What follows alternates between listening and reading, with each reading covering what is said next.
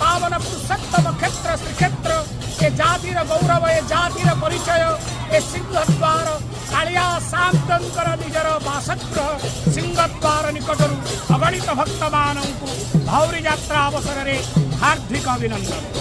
आज भौरी जात चका चका भौरी मामू घर चौ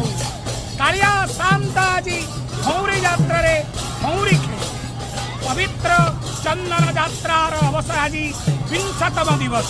पवित्र अक्षय तृतीया दिन ठारू अयम आरंभ होइथिला एई पवित्र चंदन यात्रा। अक्षय तृतीयारू आज 20तम दिवस रे ही महाप्रभुंकर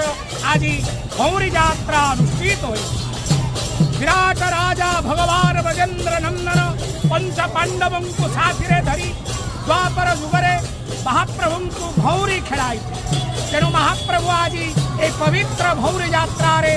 श्रीमंदिर यात्रा करेंगे। श्रीमंदिर नीति परंपरा अनुसार मंगलारती अवकाश सकाल धूप पूजा भोग मंडप परे महाप्रभुंकर नित्य महाप्रभुंकर चंदन लाग प्रचंड ग्रीष्म निदान समग्र जगत तले डहल विकल हो कालिया शांत मध्य चंदन लागिरे महाप्रभु को चंदन लागी करा आलट लागी चंदन बेश अड़का घृत लेपन बेले बेले करी दिए कंपन सुंदर चंदन लागी बेश